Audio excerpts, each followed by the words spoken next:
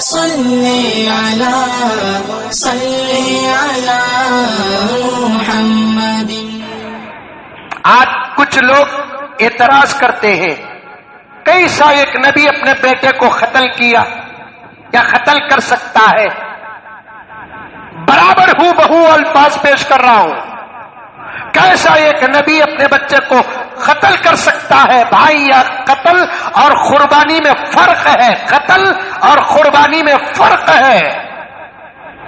کسی کو بغیر قصور، بغیر کسی مقصد، بغیر کسی حکم اور بغیر کسی حق کے مارنا قتل ہے۔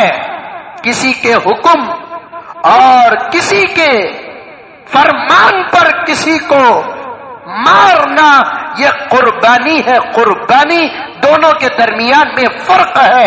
حضرت ابراہیم اسماعیل کو قتل کرنے کے لیے لے کر نہیں گئے، بلکہ اللہ کے راہ میں قربان کرنے کے لیے لے کر گئے۔ اللہ کے راہ میں قربان کرنے کے لیے لے کر گئے۔ اللہ تعالیٰ آزمانا چاہا ابراہیم کو۔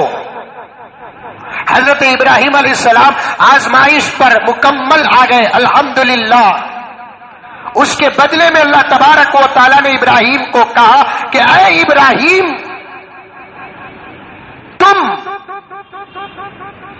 تمہارے بچے کے بدلے اس جانور کو ذبح کرو۔ اس عمل کو اللہ تبارک و تعالیٰ نے قیامت تک کے لیے زندہ رکھ دیا، قیامت تک کے لیے زندہ رکھ دیا۔ اور حضور پاک صلی اللہ علیہ وسلم کی امت کے لیے تو اس عمل کو واجب قرار دے دیا۔ اور اس زمانے میں نبی پاک صلی اللہ علیہ وسلم کے فرمان کو سامنے رکھ کر اگر کوئی جانور کو ذبح کرتا ہے، وہ اللہ کے نام پر اپنے بیٹے کو ذبح کرنے کا اجر پائے گا۔ کر رہا ہے کیا؟ جانور کو ذبح، اجر کیا ملتا ہے؟ اللہ کے راہ میں اپنی اولاد کو قربان کرنے کا اجر ملتا ہے۔ اسی لیے سال میں ایک مرتبہ 3 بڑے حکم آتے ہیں مسلمانوں پر جو مال سے تعلق رکھتے ہیں، ایک زکوٰۃ، ایک صدقہ فطر اور ایک قربانی۔ یہ بڑے حکم آتے ہیں جو مال سے تعلق رکھتے ہیں۔ ایک کیا؟ زکوٰۃ، دوسرا کیا؟ صدقہ فطر، تیسرا کیا؟ قربانی۔ مالداروں پر یہ 3 چیزیں سال میں ایک مرتبہ فرض ہوتی ہیں۔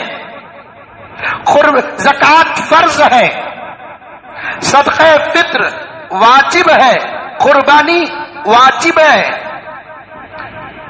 اس کے دینے اور ادا کرنے میں کوئی پیچھے نہیں ہٹے گا، اس کو برابر ادا کرے گا۔ اور قربانی 2 چیزوں کے مقابلے میں اللہ نے اس کے اندر رخصت عطا کر دیا۔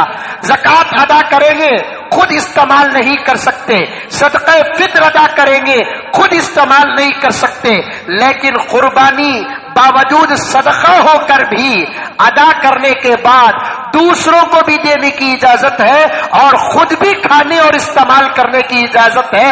اللہ تعالیٰ نے اس عمل میں حضور کی امت کو رخصت عطا کر دیا۔ سمجھ میں آئی بات؟